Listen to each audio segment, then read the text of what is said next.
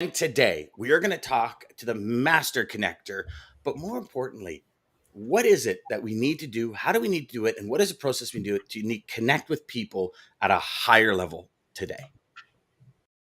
To the HPLS podcast. Live, relevant, and high performance information, conversations, and education weekly.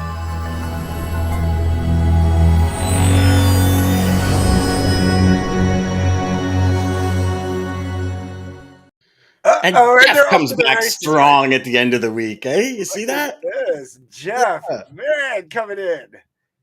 And then we got Ryan. Morning, my guys. Morning, Ryan. Good morning, Lisa. Good morning, Richard. Good morning, Antoine. Good morning, everybody. Today's a huge day because for all y'all that are obviously in our world of logistics, it is becoming increasingly difficult, like more and more and more difficult. I don't even know if that's proper English, gentlemen, but I'll use it to connect with people, right? Like if we talk, we've had traffic managers on where say like, they used to get 25 calls a week. They're now getting 25, 30 calls a day.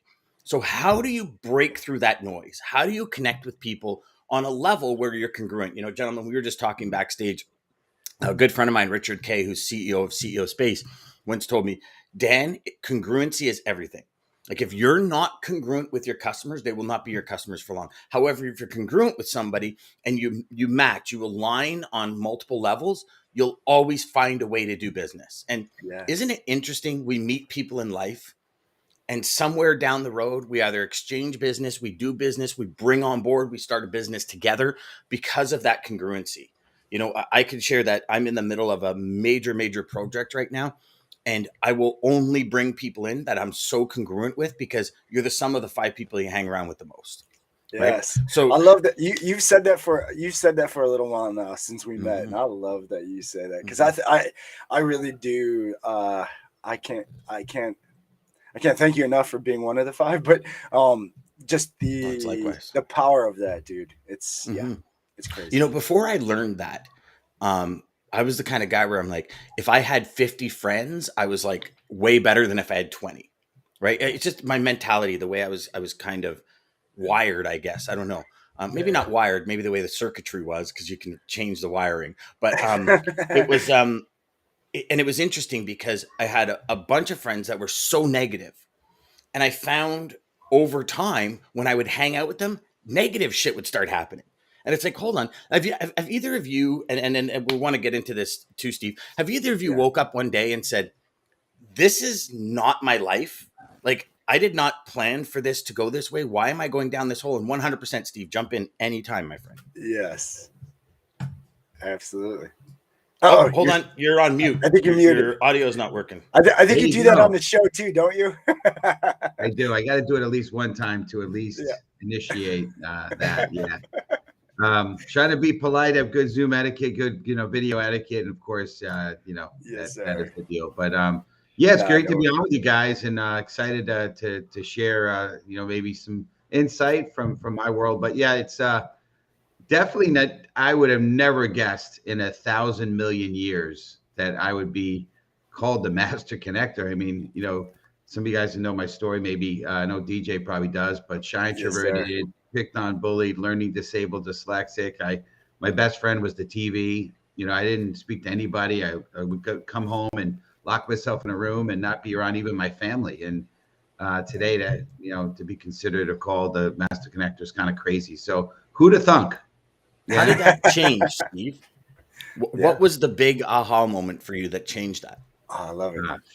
I mean, there's a lot of different things that changed, right? I think a big transformation for me was, getting into the martial arts. That was a stepping stone for me. And it started to get me, the idea of, hey, I could actually do something great with my life and maybe to some degree have an impact on other people.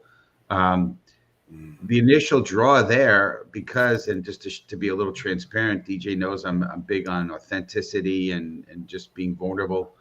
And I was, because I've had all this hurt as a kid, including, rejection. I love my mom today, and my dad has passed since, but I love my parents and I appreciate them. But there was some rejection, so to speak, as a kid. You had the my father was always working. He was never around. I don't think he made it to one of my games, one of my Little League baseball games. And, I think I played catch with him once. My mom was, she became a single mom. They got divorced, and she was always busy working and then trying to create a second career and going to, college at night and studying. And, I knock on her door and her door was locked. You couldn't even get her son. She wouldn't even let her son in so rejection, right? So I get into the martial arts, and then I start to see, and it kind of numbed myself. I decided, all right, I'm not going to feel pain, both physically or emotionally. And in the martial arts, they said, hey, you don't need to, don't show emotion, don't show pain. I'm like, okay, this is perfect. This is great. So that initial aspect got me in, and I felt like I kind of belonged, and I started to build a little bit of an identity, and in that community. But for myself, I started having some confidence. I started to have a command of the school when I was asked to speak as an instructor, and so it grew a little bit. But I still had no people skills. I still was the guy that if you told me how you felt about something, I'd be like, you're wrong. Like no, like, well, I understand how you feel. If I was in your shoes, I'd feel the same way. Let me tell you how. What I've experienced. No, just you're wrong. So the martial arts was a piece of it, and I saw how mentoring and being an influence somebody could have in my life, like my instructor did, in a positive way. I could impact others, but it was limited.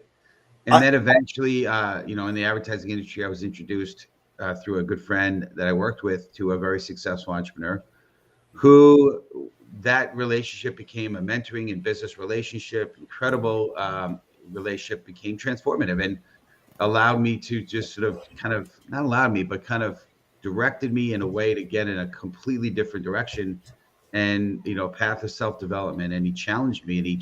And I think DJ probably knows this, I speak about a lot, is, hey, I want you to meet 3 total strangers every day. Yes, sir. Like, gosh. And in New York, as you guys probably know, right? If you talk to strangers, you're going to get shot. That's perspective. Jeff, is that true? Is that true? Jeff will be like, damn right it is. Yeah, Jeff's from New Jersey, so we reached out to Jeff to find out if they know. Like you go downtown Jersey, downtown New York. Hey, my friend, how you doing today? Like, what the hell are you doing? Right? We always see it. I live in the country, and we're always saying hello to everyone. Like, no matter who it is. And it's one of these paradigms as a kid where you're like, don't talk to strangers. You're like, hey, how you doing this morning? Oh, good. How are you? Great. Thank you. And they walk away, and your child goes, do you know that person? You're like, no. They're like, okay, hold on. You tell me not to talk to strangers, but you're talking to strangers. So, but we can always tell in the town when we're walking who's from the city. Because you're like, good afternoon. How are you? And they're kind of like you got malaria or something. It's like, oh my God. It's crazy. I was talking to somebody who's from the Midwest, and Steve, she said, good, I'm sorry, guy. I was just gonna say, so she's from the Midwest, and she's used to when you're walking on the street, like you said, you're looking for people with eye contact. You're looking at who you can say hello to and nod to, and she learned very quickly in New York. You keep your head's down, you're focused, you don't look at people, because if you do, you're potential prey. Anyway, potential prey. I love it. So, Steve, I love that you said that, and actually triggered something to me that I never really thought of. But when you said about martial arts and they said about hiding your feelings, you're like, yes, that's great. Sales was that for me, and I never really realized it. I talked to somebody else, but it was when they told me at a young age, like, you're in sales, you're on, you have to pretend like you're on, you're an actor, you're on a show. So like you can't, if you're having bad things out there, or your mom died, like, your customer doesn't care. They're going to know that. You just have to put on the stage. So I was like, sweet. I don't have to be like scared. I don't have to be afraid. I don't have to be, afraid to say the wrong thing. I could just be this other mask. Like you said. You like created a character. Oh, I created a total character of what I seen from what I thought was the, like I said, when we had Andy Paul on, what I thought was the prototypical, like, what would make me a great salesperson or make me successful was, and I've learned to do the opposite, right? So like, I was at a memorial service, a funeral for a really close friend. I'm sure you saw my post on it. He was 30, he was 38. No, I'm sorry. That's not true. He was 53 when he passed. I had another friend that died of a similar brain tumor issue, brain cancer, at 38 years back. But anyway, he died. And one of my clients, calls me up, and I picked up the phone. I stepped out, I picked up the phone, and I wasn't trying to tell him to make him feel bad, but I said, hey, I'm just so you know, I'm at a funeral. I wanted to pick you up. He's like, please go back. I said, no, I'm okay. There's a break. We're waiting for the family to arrive still. I have a couple minutes. How can I help you? And he was so appreciative, right? I said, listen, to me, my clients are my family. And I do. I take calls at night, the weekends. Probably stupid, but I do. And so I've learned that it doesn't have to be a hard line between business and personal per se. You got to be professional, right? But at the same time, we're humans, right? And I think one thing that COVID did for us is it kind of showed us, like I think now it's acceptable if you're on a call, a call for somebody and that you hear a baby crying in the background and it's customer support person. We know because they're working remote and it's okay. We're not as like, what the heck, not judging. Oh, they're from home. What is this, a scam? Yeah. You guys aren't a legit company. You're not in an office, right. And I mean it changed the landscape. I have a follow-up question that I think is going to create huge value for everyone. So at the beginning of your story, you said you were rejected. Yeah. That rejection caused these inner emotions to build up. Yeah. The big question is, how did you recognize you were rejected? Because as a child, mom, dad working to support the family is kind of a normal thing for people our age, because that's what most of our parents did, is they were out creating this career to help their family. Nowadays, obviously, with the generations, it's more of a life balance as opposed to, I remember my parents saying, no, you put your head down, you work hard, you don't talk back to authority, and you get things. And nowadays it's like, no, I'll respect you as much as you respect me. And if you don't, then don't expect it back. And I see that a lot with the younger generation. Sure. But how many people, and I'm asking for a very specific reason, Steve, because we've both been on that same path. How many people actually realize what happens to them as a child has a massive impact on their life until they figure it out? So I'd love to hear from you before we get into the actual connection part, because we do want to add value to the audience for that, because I think it's huge. But when did you realize that was actual rejection in your mind that made you go inward instead of outward? Was there a specific time frame? Was it like a coach? Like, how did you see that come out? It was very recent. I'm not 20 something anymore. And it took a long time. And I grew up and even into my adulthood with that, I was devalued. I didn't feel like there was value there. And I didn't know what that was. It was part of me. I was one big rejection. I was just that was me. I was, rejection in all parts of my life, and even felt like when I was in a crowd, if I voiced my opinion, someone would say something, and, sort of put down what I said. Yeah, hurt me or put down what I said. So I just kept my mouth shut because I'd rather, and if you read the book Mindset, which talks about the growth mindset versus a fixed mindset, I was definitely the fixed mindset person, because I didn't want to, be criticized. My value of me was so fragile. So it took a while, and there's been a few things that have happened, but I think the revelation for me happened to be at a silent meditation retreat. I've never done that ever before. Never did it after. It was a crazy, amazing experience. Literally, you get there, you're not supposed to sit, you're not even supposed to look people in the eye. You're supposed to just, people are walking and meditating, they're sitting and meditating. It was wild. But after like the first day, I got it. I was looking at like a bird on a branch of a tree or something crazy. And I just said, you know what? I'm okay. You're okay. It's okay. They're okay. Everything's okay. And I'm just going to accept that everything is okay. And that was a big part of it. And then I started to build on that and say, you know what? I've had all this self-growth, all this personal development I've done, the tons of books I've read. I probably average about 2 books a month. I've got value. And now I believe that whenever I come into a room, whether it's a virtual room or a digital room or an actual room, I'm going to bring value. Now, I don't say it in an arrogant way. But I know that I can bring value. But it took a long time for that to happen for me. And my prayer to everyone listening, don't let it take as long as it took me to get to that point. But I am grateful, extremely grateful. I have lots of talks, conversations with my mom, who happens to be on our show. She happens to be one of our biggest fans, which is kind of crazy. Mom's like a groupie, I guess, so to speak. But she's great, and we had great conversations. And you know what? Sometimes it has to take all those things for you to finally, learn what you need to learn.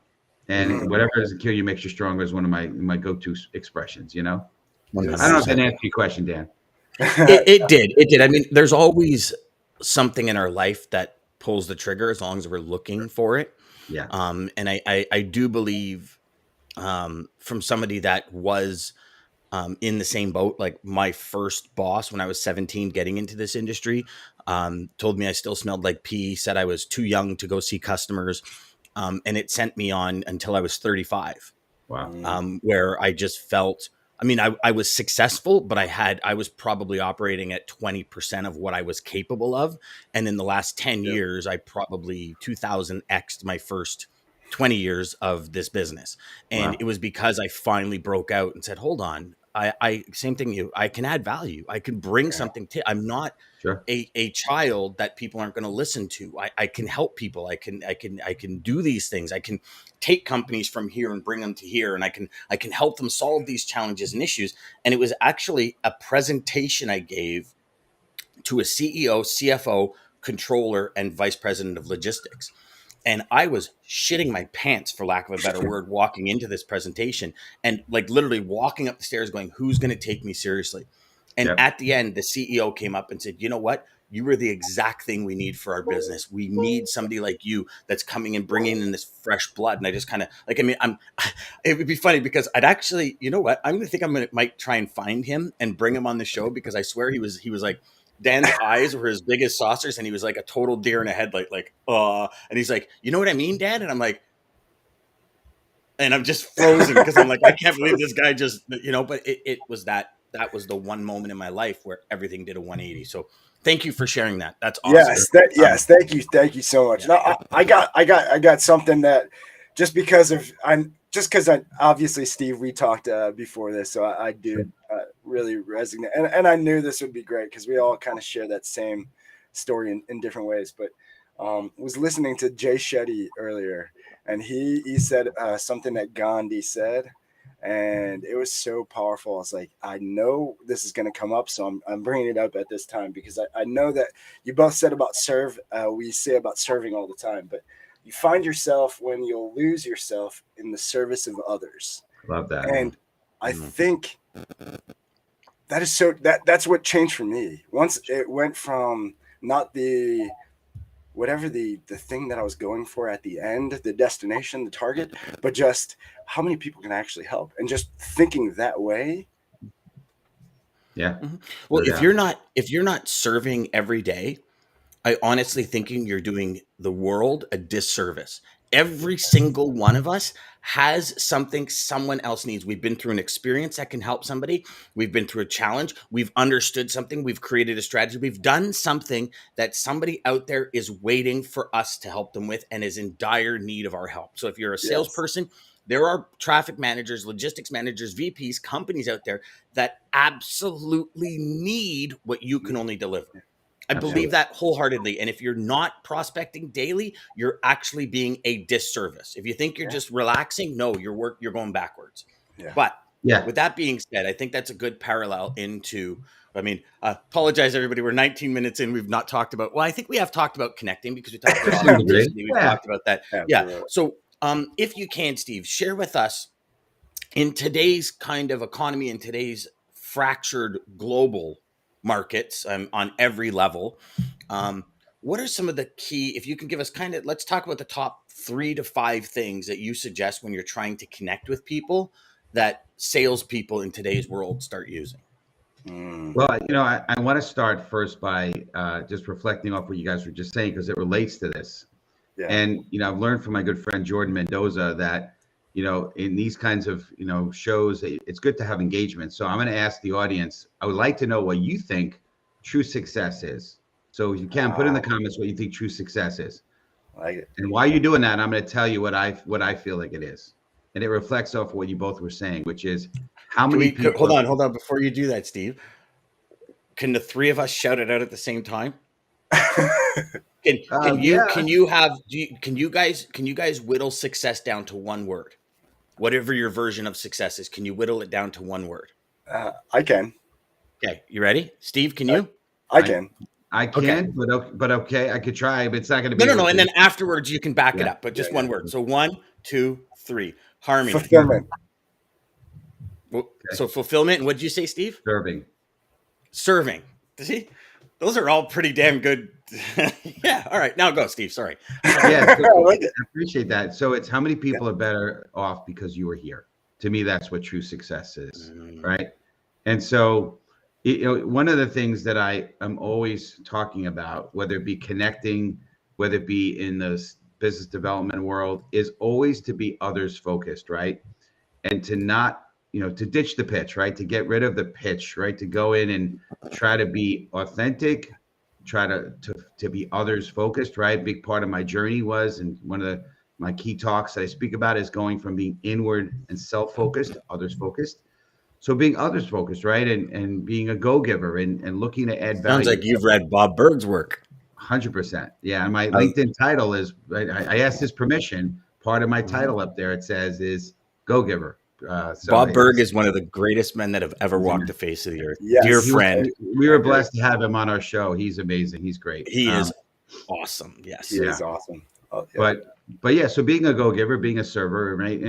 And so if you go in there and go and look to find out what people's challenges are, they're what keeps them up at night, then you can actually go and help them. And I think a lot of times in the business development world, we're often looking to pitch something, we're looking to push something, we're looking with our own agenda. But if you go in there with really no agenda, that book, Ditch the Pitch, which is a great book, it kind of compares things to the improv world of acting, right? Where you go in there with no script and you kind of make it happen. And that sales conversation, that dialogue, even in the connecting, can be that way as well, where there's no real agenda. You kind of let it flow. And as long as you're others focused, you're not trying to think, okay, what can I get from this? But what can I give? That's a huge key to, I believe, to being effective in connecting in the business development world, whatever it happens to be. That's awesome. So let's go through these a little bit. We've got for everybody that's commenting, I apologize. We're a bit behind on comments, but we're going to address them right now. Yes. So Karen says, love this. Needed to hear it again. The dynamics have changed. I've been in the business for 20 years, just moved to a new company, back in the throes of making viable connection. Thank you for your stories, rejection, and how you're choosing business partners that also inspire and give back in the partnership. Just how I ask, are you breaking through to getting to the guts of these people? Very, very good question, Karen. Yes, for me, it comes with an immediate, so if you've been a fan of the show for any while, we talk about 8 Mile, right? When Eminem gets on stage on the final battle rap with Papa Doc, and he trashes all of his buddies. He says everything. He kind of comes out and says, here's all the big elephants in the room here, and dishes them up on a silver platter. And Papa Doc's got nothing to say. So for me, when my sales turned around, that was exactly what I did. Is, customers are being screwed over, rates and all this other stuff. It was like, here's what I'm not. If you want to have an authentic conversation, if you truly want to understand, I believe congruency in people, not logos. I don't give a crap what your company logo is. It doesn't make my portfolio any better. Because when I first got in the industry, it's like, go after Pepsi, go after Home Depot, go after all these. Sure. Do they have a lot of business? Yes. Did they treat suppliers like a piece of crap because there was 50,000 other ones banging on the door to get in? Yes. So I'd rather go after the smaller guys. I didn't want to deal with the Walmarts or any of these big, huge conglomerates because they weren't congruent with the message. So for me, that's how I do it. I hit it. I 8 Mile it right from the get-go. This is who I believe in. This is the person I could help the most. If you represent this person or if you resemble this person, I'd love to have a conversation. Steve, DJ, how would you answer that question? Love it. Steve? Yeah, I mean, I think similar to what we were saying is going in there with, the true authentic self. I say to my clients, listen, you're not, if we do business together, you're going to get me, the company that backs me, sure, but you're getting me. I give you my cell phone. It's not a company cell phone. It's my personal cell phone number. And like I said before, I'll probably at some point tell that story about being at a funeral, because that recently listened, and I'll tell that story, and I take calls. The typical sales professional, they typically will hide often, right? And the biggest thing that you find in sales is when the challenges happen. That's when a lot of times the average salesperson, they hide. But I'm the guy that uses that and leverages that as an opportunity, because there's always going to be challenges, but as an opportunity to win their respect and to show them that I really care and I add value. So I try to be myself, authentic, try to figure out what their real needs are. And that's the way I kind of look to break through. And I just know it's a numbers thing, right? If you're only looking for one, a few big clients, like you said, it's hard. But if you have a huge pipeline of people that you could talk to, then you're less concerned. And people feel that if they sense desperation on you, they're kind of, they push away, they push back, right? If they feel like you kind of like commission value. Yeah. What is that? When you get commission breath. Yes. That's it. Yeah. So that's kind of my perspective. DJ, how would you answer that, brother? So I'll tell you, I don't know if this answers it, but to me it does. Again, start answers with that kind of response. Well, listen, I don't know if it's going to do this. I don't know if it actually does, but it was so powerful, and where Steve kind of went with it, I think kind of just dovetails to what he said. But again, as crazy as this is, I mean, I was just listening to this morning, so it's actually notes that I wrote down. But I think to answer, at least what answers it to me, is we're so focused on the result. And if we are only focused on the result, people can see that. So when you get rid of that, we focus on the things that we do have full control of, which everything that we do is the 3 P's is what they broke it down to: preparation, process, and practice. Okay. Those are the 3 things, but in that and of itself is the result. But if we have that and we focus on those things, the process where we're showing them, getting to the core of what actually is their pain, being in that empathy stage and really understanding them and not focusing on, okay, I see your problem, I could fix it, just do this and I make this money. If we don't even have that in sight and we're just focused on their problem alone, they'll know. Don't know. That goes right back to Tammy's comment here. She says, Dan Deegan, sounds like you sold a solution, not a service. Great story. That was the one from when I finally broke through. And that sounds like it's right up your alley, DJ, where you're selling a solution. And what's the solution? James said, I had a sales manager that hired an actor to do cold calls for a BDR position, and he rocked it. And so, you're right there. So let's go through a couple of these. So Maggie says, happiness. Yes. Jeff says, happiness. Yes. Joshua says, self-actualization. Karen says, purpose. Great. Nick says, purpose as well. Jeff says, rewarding. Give more than you take. Hold on, I'm skipping here. Sorry. Joshua comes back and says, success is defined by achieving my full potential mentally, physically, spiritually, and emotionally. I love that. Nick says success is done because of 3 reasons: fame, family, fortune. Give more than you take. That's the go-giver mentality, 100%. Yes, Karen says, thank you. This is so true. Always love Eminem and walk my ass across 8 miles. Yes, sir, Jeff. But you know what? When you think about it, right?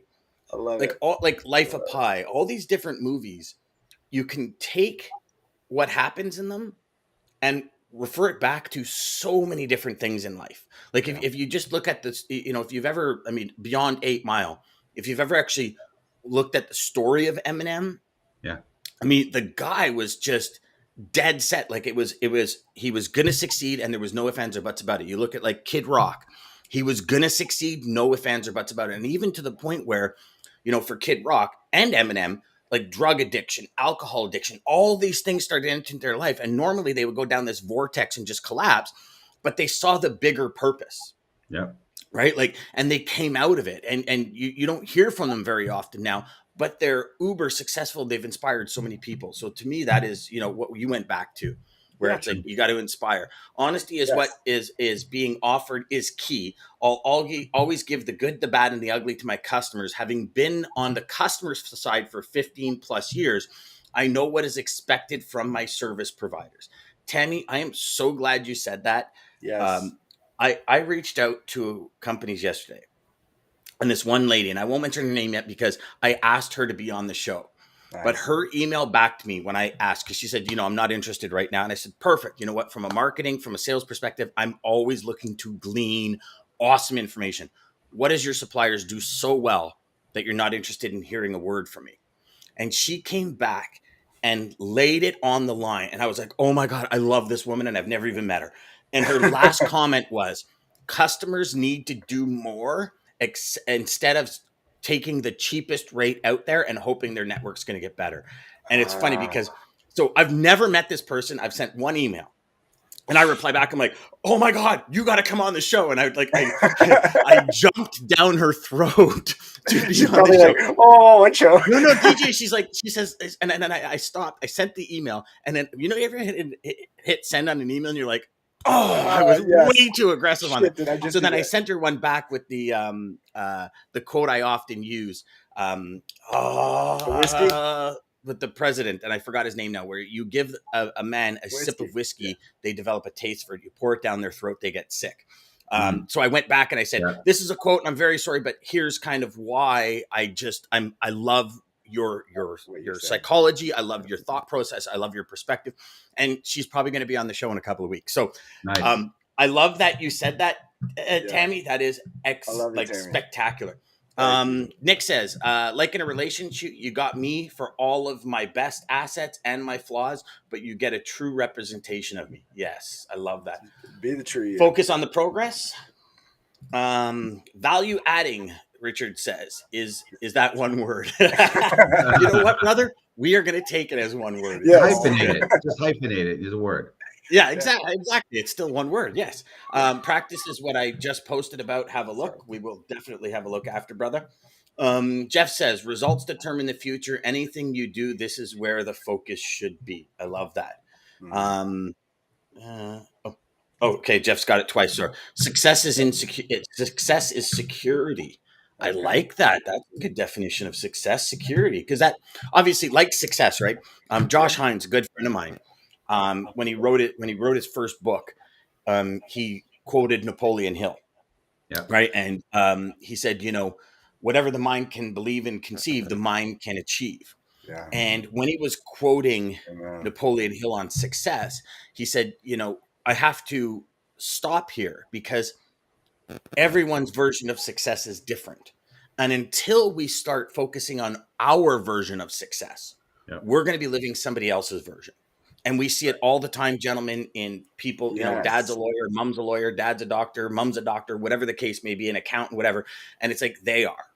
Yeah. And it's like, well, is this what you really want? Nah, man, I want it to be this and this. So why are you doing and even if you make it to the highest of highs in your career, is it success? Yep. And it's an interesting question. And I know it's probably an entire show, but success, I think, comes down to perspective. Individual perspective. Like I know salespeople, they're doing 10 grand a month. They're in their mind, they're super successful. They're good. They don't want to put this into their career. They want to do their 10 grand a month. They want to have their 5 clients that do 2 grand a month each that they are solid with. And they're taking trips 5 times a year. And their team, everybody's success vision of success is different. And would you guys agree that as you grow, both in life and in understanding and in evolution, I guess, or in raising your awareness, do you think your perspective of success changes? Definitely does. I mean, I just want to say this. Yeah. And I agree. Listen, there's a lot of great things that success can mean, but in losing this young man, this friend of mine, he had 2, wife, 2 kids. And I did a post about this. I said, what's in your dash, right? Like you got the on the tombstone, you have the date you were born and the date you passed. What's that dash, right? And so when it's all said and done, that gave me goosebumps, brother. Wow. When you were saying dash, I'm thinking you're talking about a car looking forward. Like you're talking about the dash. What? That's and heavy. So like you make $10,000 a month, great. Are you taking it with you in your grave? Like that's why I really believe, and again, I'm not pushing my opinion on anybody, but again, what is it all about, right? Like you could have the I don't know if you guys are honeymoon fans, but the yacht and the string of Peloponnese. I don't know if you remember, you guys are fans of the show. I used to watch the show, String of Peloponnese. But anyway, but you could have a whole bunch of stuff, but what does that mean, right? To me, it's what difference did you make? That's why I'm a huge believer in mentorship, because to me, mentorship is your legacy. It's what you leave behind when you pass. What are people, how did you influence the world, right? You're quoting, president, probably dead presidents, right? People, but their words were left behind and their influence were left behind. So again, that's why to me, success is more than just achieving something, right? That's why you talking about Eminem, and it hasn't happened to him, but there's been plenty of musicians and actors and they make it to the pinnacle of the career, and they basically implode, right? They like Robin Williams and all these different people that they kill themselves, or they go and they get addicted, Kurt Cobain and all whatever. It's crazy because they hit success, but to that success was very kind of material. And then that's that. But I think to add on to that too, I think they're chasing other people's success. Dan, you nailed it with, 10,000. Some people are happy with that. I mean, a lot of people, 10,000 a month, that's 120,000 a year. A lot of people are happy with that. And that might be the level of success. Or having, your family and you have a house and maybe you don't have bills and you don't pay anything, but I don't know, whatever your level of success is what's best for you. Nobody else, but what's best for me is best for me. What's best for you. And that's where I think we're all trying to chase what we think somebody else's success is, or what we think other people think success is. But sure. So if I could share a quick story before we go, because I know we're past on time again. When I was 30, my brother was 32 and he died of cancer. And prior to being 30, everything was about business and money. Everything. And my children, so we're Jessica, so Brendan would have been like about 3 years away from being born. And my daughter would have been 5 years away from being born. And when sorry, no, that's not right. Gosh, I'm 45. I just aged myself huge. So Brendan was like 4 or 5, 6, and Jessica was like 4. So before that, but they were young, right? Obviously. Everything was about business. Everything was about money. Needed to get more business for more money. To the point where I had like 2 businesses going. So I'd come home from work, I'd lock myself in the office, and I'd come out. The kids were in bed. I'd go to bed. I'd wake up at 5 o'clock in the morning, do it all over again. And when my brother died, a story that came out at his funeral was he was walking downtown Edmonton and came across a girl and her baby, and she was addicted to crack. And he literally picked all her stuff up and said, "Come on, we're going to take you home." He brought her into his apartment, gave her his spare room, and helped her come back from addiction. Literally the next morning, he left this woman addicted to crack with a baby in his apartment. He went to work and there was nothing sexual. He was just helping. And he said, "Listen, you eat, there's food in the fridge, just get better. I'll be back after work." And they developed a real good friendship bond. Like it was never sexual, it was never anything. And at his funeral in Edmonton, or it was by his bedside in Edmonton when she was talking to me, she told me this story. And she says, what he did for me is going to live forever because my son will know it. I'll get him to share it with his sons. That was a legacy, and it had nothing to do with money or business. And that one conversation changed my life forever. I told my wife, I said, I am going to be the best I can be, but I'm going to be the best I can be in business and in personal life. And I bawled, I cried. I'm like, I'm so sorry. Like it was just business. And I mean, to the point where I never saw anything wrong. Like my wife would come in the room. She'd be like, "Are you going to like join the family at any time?" Like, listen, because again, we talked about this the other day, DJ, you're doing it for the family. And it's for the family. We talked about that this morning with Steve. It's like, it's for the family. And it was just, an eye-opening experience, and it changes your life, like completely. And it's, again, that was my version of success, right? And the evolution of success. And Bob Proctor, God bless his soul, he taught me early on, in my late mid-30s probably, that as we raise our level of awareness, our perspective on everything changes. And then you got the late great Wayne Dyer, who says the same thing, right? Yeah. Yes. So I love it. Thank you for sharing that too. Yeah, my pleasure. My pleasure. I mean, it's reality, right? And it's thank you. I appreciate it. It was. I mean, but when you go back and you hear, like when I was able to sit down with my brother's friends, right? To my brother, to me, was like half the time he was like an asshole because we didn't get along very well. He was so different. Like we were A and Z on the spectrum. And I was like, he's a loser. I got all these cool friends. He doesn't have, like, just stupid kid stuff. But I'd give anything in the world to have him back and be able to share, cheers glasses with him at Christmas time and all that. But in speaking with his friends, the legacy this man left behind was incredible, like incredible. And you're like, regret, whatever, you can do it. But it's one thing when you start talking to people about their perspective of somebody, you realize how powerful every single action you take is. Like super powerful, can truly change somebody's lives. And Steve, the fact that you said that, my friend, like we are best of friends forever now. I'm sorry, man. You got me. I'm going to be like belly lint. It's not going away, brother. Yeah, thank you. Thank you. Yeah, absolutely. So we've got a few. No, absolutely. We've got a few comments here, DJ, and I apologize, everyone, because I know we're going over 2 shows in a row. I've realized what I think I'm capable of is probably 5% of what I'm actually capable of. Joshua, yes, brother. I focus on the process because whatever my goals are, I'm probably selling myself short. And if I'm the best version of myself, I get better results and am better equipped to be of service to others. My friend, sir. You just won my heart over again. That's awesome. Yes, Steve, one of my favorite quotes: after I'm dead, I'd rather have people ask why I have no momentum than why I have I do have one. Monument is why I do have one. Yeah. Sorry, I apologize, James. I messed that one up huge. Deep and hits home. Thanks, Nick. Action equals reaction. Yeah, that was the word. Remember, I was looking for that word or that phrase the other day, DJ. Yeah. Ooh. I don't know what that is, but okay. Sorry, they didn't like what I said. Maybe. Oh, that's okay. Hey, not everybody's gonna, brother. That's why it's perspective. So that's okay. So DJ, we've been like, oh man, we were all over the map today. But I think, so first I'll say it. Thank you, everybody, for joining us. Thank you, Steve. Obviously, Master Connector guys, check out his show. It's pretty awesome.